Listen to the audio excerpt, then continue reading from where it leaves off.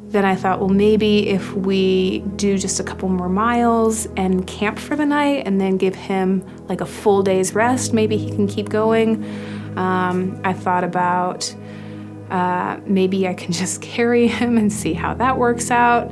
I had played all these scenarios in my head, but when I decided to pull him, it just kind of totally broke my heart because I couldn't imagine doing the trail without him.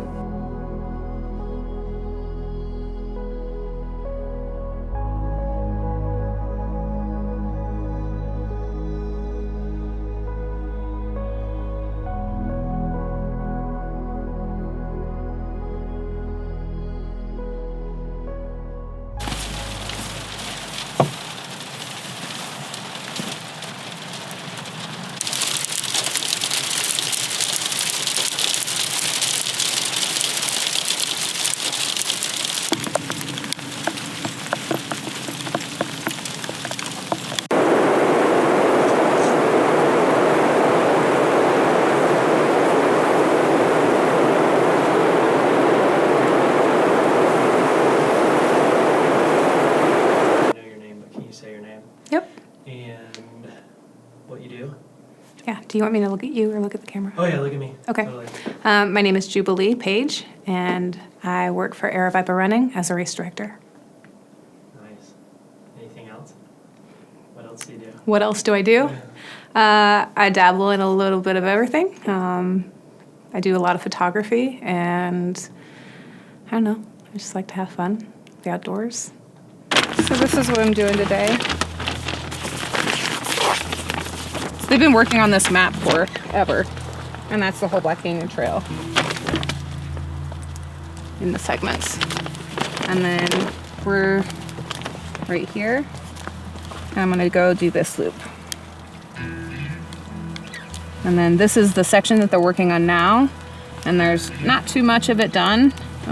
There's Orm Road, and they just started this section, and then Russian Well, which I've never done, but we'll start this loop and then we'll head south. Yeah, so I've been the director of Black Canyon Ultras for about 4 years, and it's this incredible, competitive, and like beautiful race. And I wanted an opportunity for myself to see the whole trail from beginning to end. The variety of the trail, the variety of the flora fauna of the trail, and just the overall landscapes. There are so many opportunities that you are up on mesas or you're kind of down in the shadow of these incredible Bradshaw Mountains that it takes your breath away. Like every 10 miles is so dynamically different. Yeah.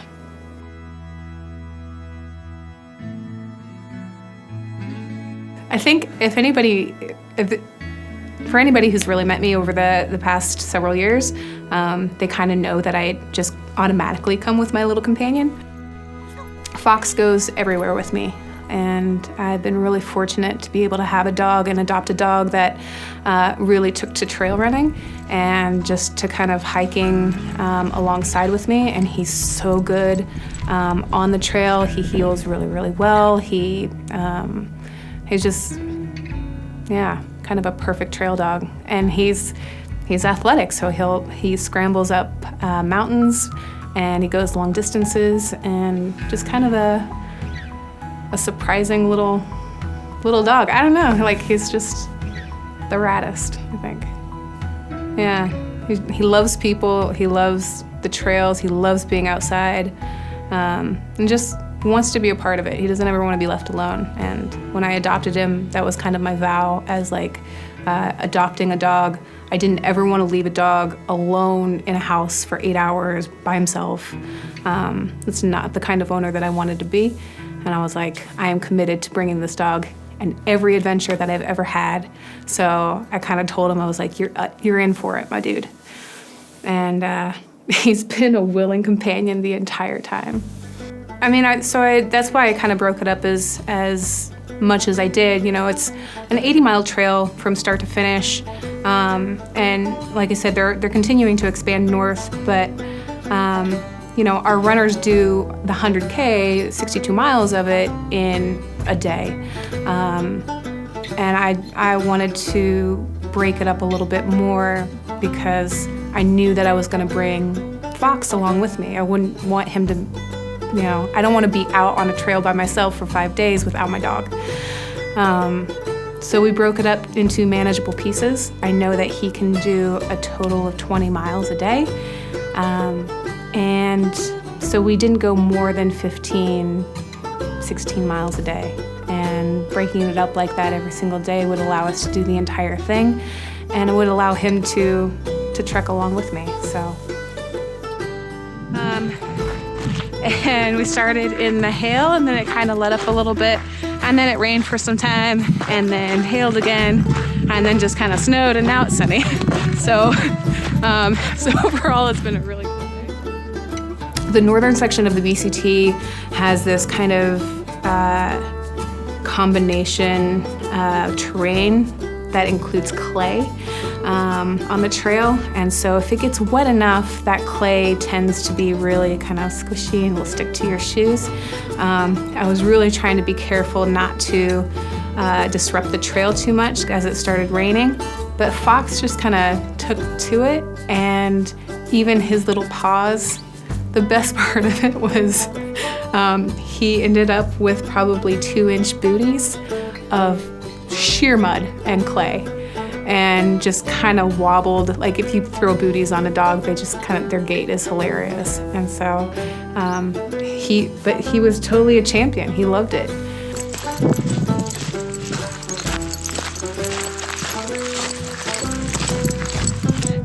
I came kind of climbing up. That's the trail that kind of cuts in, and it traces all down into the valley a little bit and then right around. So kind of plugging forward, and Fox is still with me.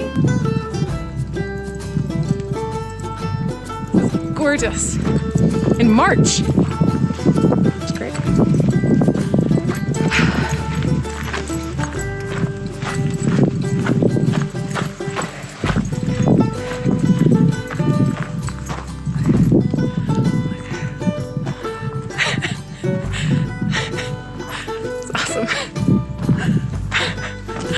The idea was to finish the 15-mile loop and then possibly hike in southbound a couple more miles to set up camp.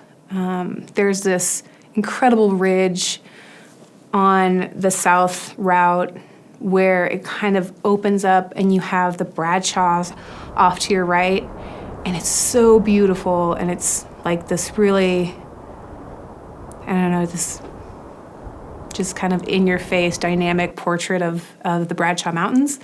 And I love that section so much. And so I was gonna camp there. I knew exactly where I wanted to be.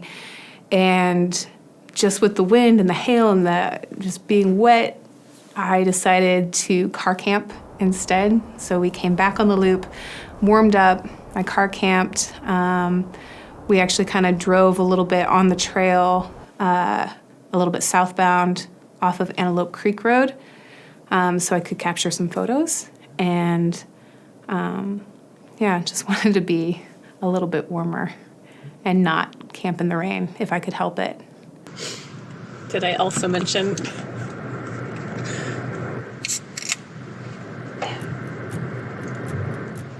stopped on the way and got a beer? It's really cold, and this is cold. I don't care. I'm really excited about it. Cheers.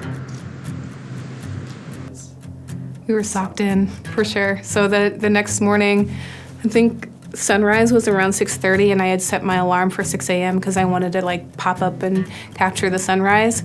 And it was white out, completely socked in by fog. Couldn't see a couple feet in front of our face.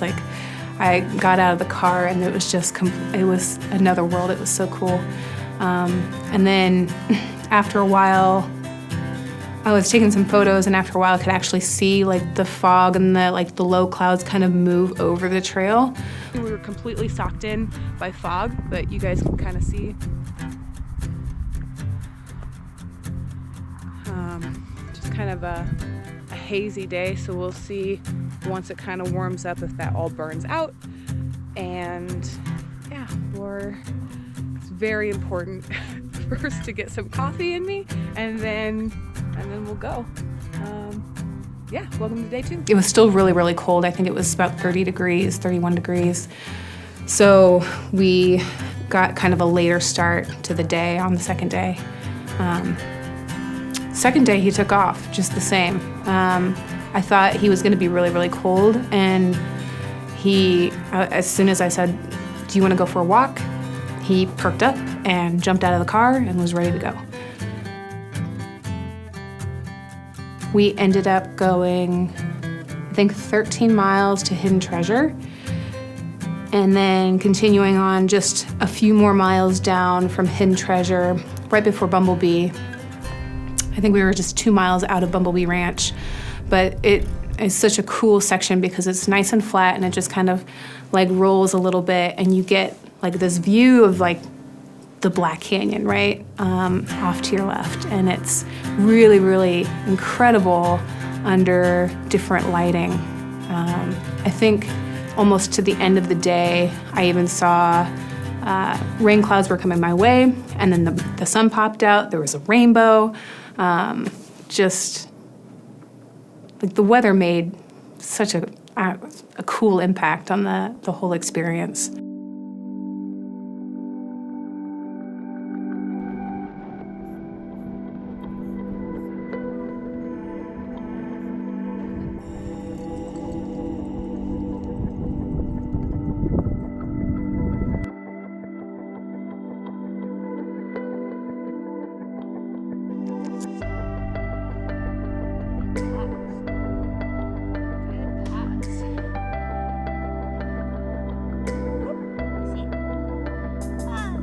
So it was Sunday, so Monday morning, it felt really, really good. It rained just a little bit, so the tent was damp, but it wasn't so bad that I needed to wait any longer in the morning. So I kind of just shook it off. It dried really quick, and then we were off and going, I think around like 7:30, 8 o'clock in the morning. And I think we put in, it felt like it went really pretty quick. We dropped down into the first crossing of the Agua Fria. There was some cool water there. Fox like went straight into the water, like just totally gung-ho, very excited about it.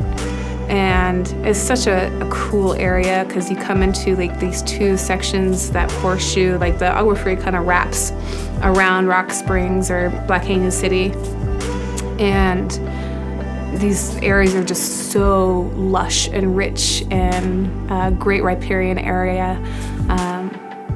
So that was really kind of cool to see. And then it's just like a couple more miles to Rock Springs.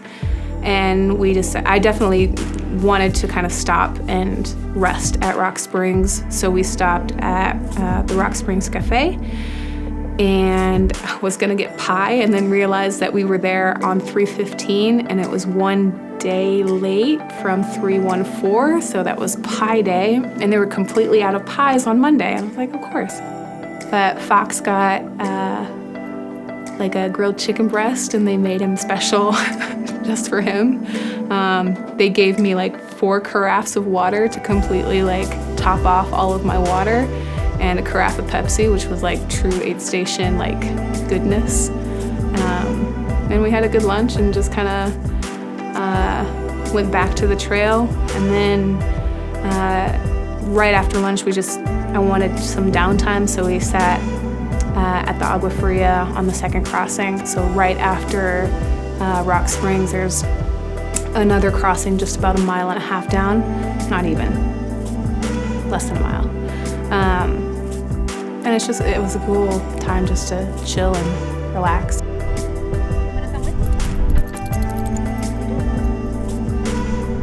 It was kind of a nice time to refresh and reboot, and I think Fox probably could have just stayed there forever. He was kind of wiped, I think, and just wanted to nap. I think the rest of the day was probably a good place to nap, but I knew that we had a big climb ahead of us, and I wanted to get that done before the end of the day. And cross the river?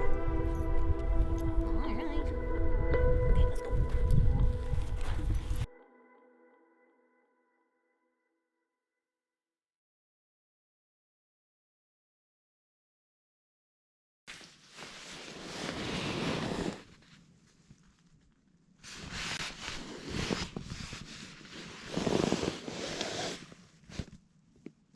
Good morning. You look great. So well rested. Are you ready to go today? Yay!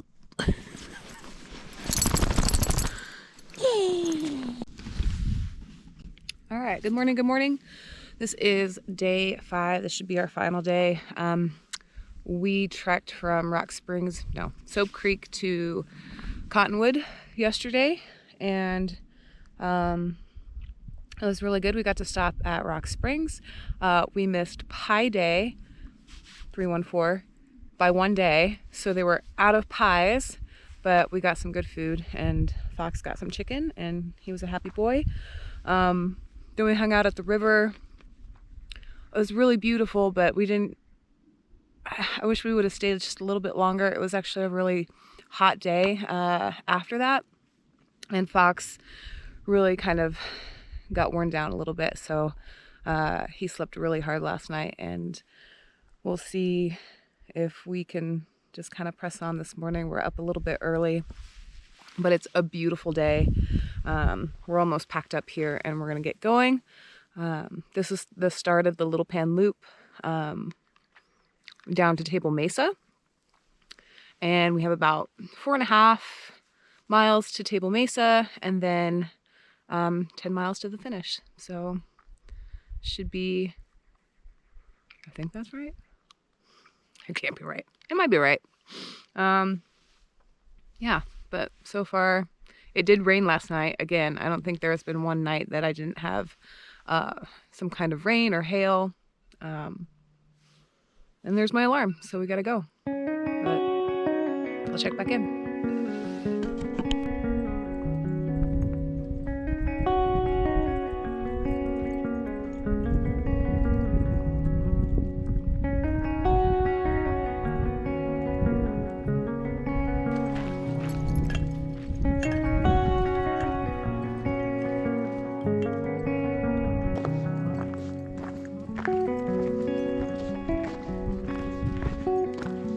Scaring cows. That's what I do.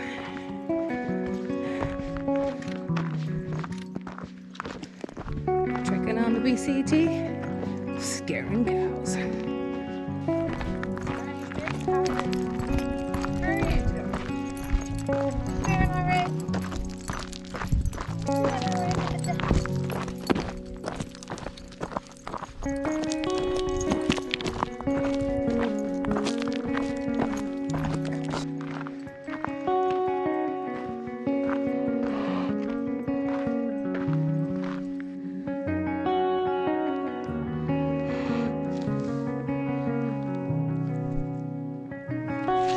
If you guys ever want to engage in the best steering contest of your life, find a herd of cattle. They'll all look at you at the same time and just challenge right down. Just this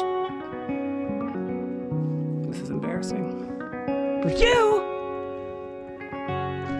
I win.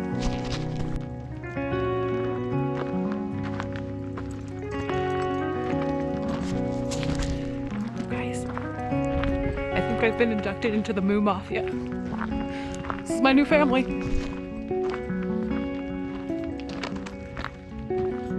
It's you know, we're doing great. Everybody's having a good day.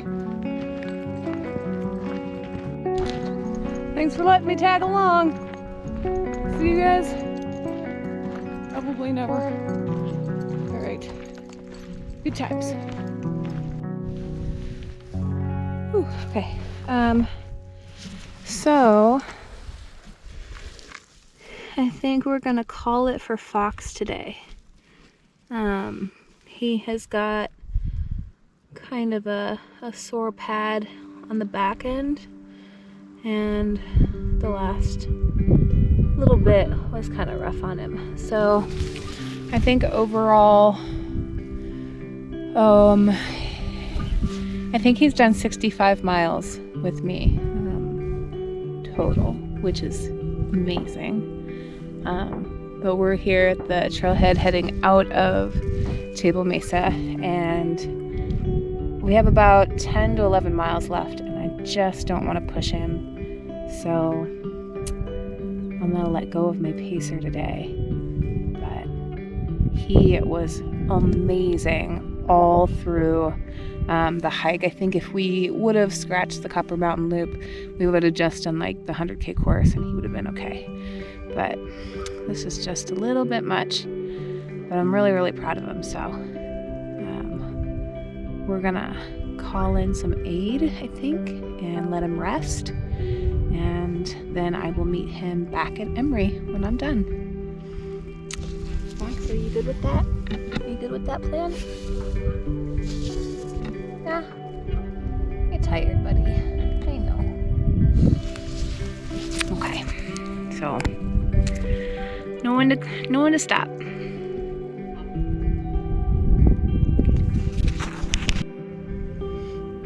Okay, so just a slight change of plans.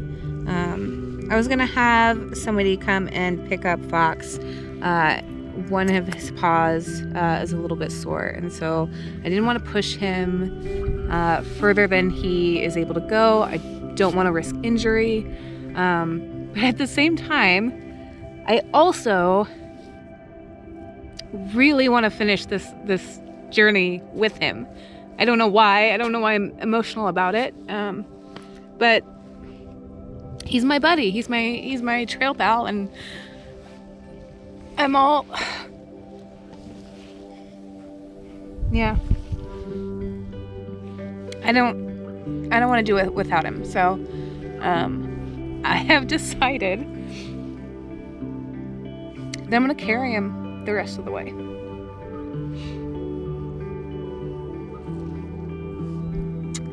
So we have about 10 to 11 miles, and I know it's going to be really slow, and I know it's just going to be a lot of additional weight to carry, but I think it's also worth it.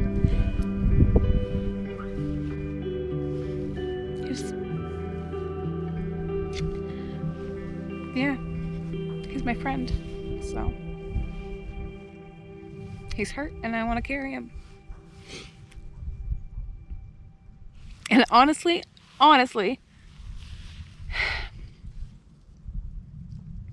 if I just head out, he would follow me.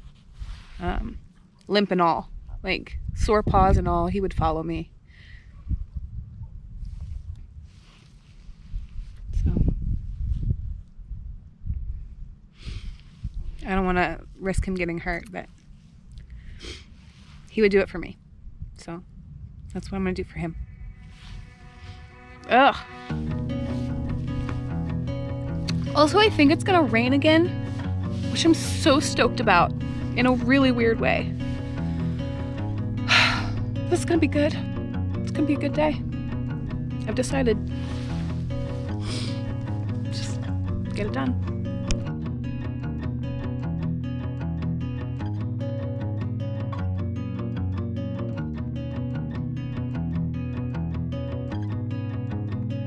So I carried him for the first 5 miles of that section, so there was probably 11 miles left.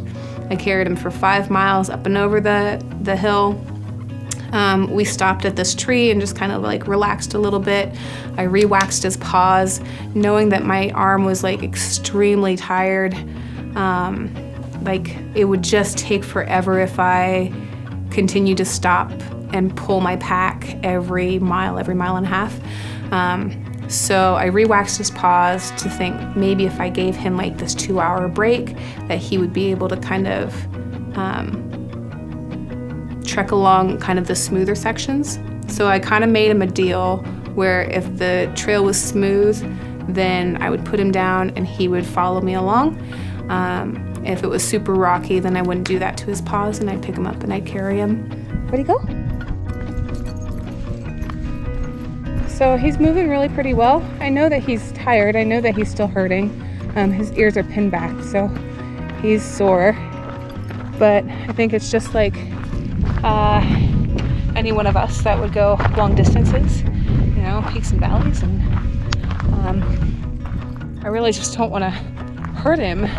So I definitely, like, if I see him kind of limp or kind of favor one paw, then I'll pick him up and we'll carry him, or I'll carry him and we'll go for a half a mile or a mile or so before we find something smooth. So. And the section that we found that was like super smooth, and we got to this, I think Doe Springs. By the time we got to Doe Springs, which is just a nice little road, I put him down and he just bounced along like nothing has ever happened. Like his paw was fine, he was super spry. It was a little hot out, so I just kind of doused him with some water just to kind of keep him cool. And he was stoked on it. He was like, I think he knew that we were about done and we were about to finish. So there was about 3-4 miles left. He was in it. He was ready to go.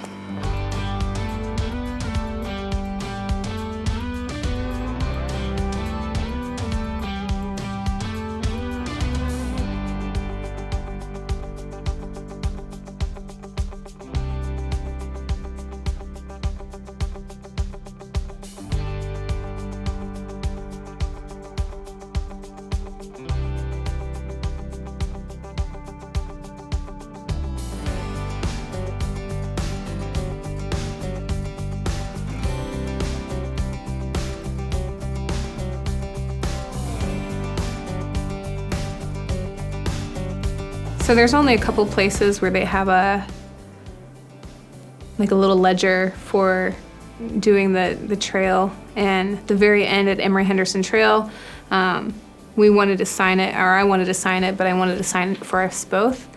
And realizing that I had my car there, I have weird things in my car at all times, but I had an ink stamp.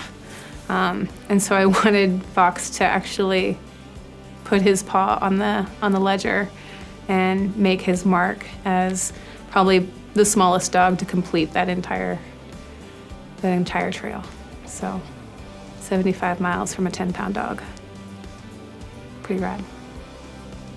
Proud of Fox. I was so proud of Fox.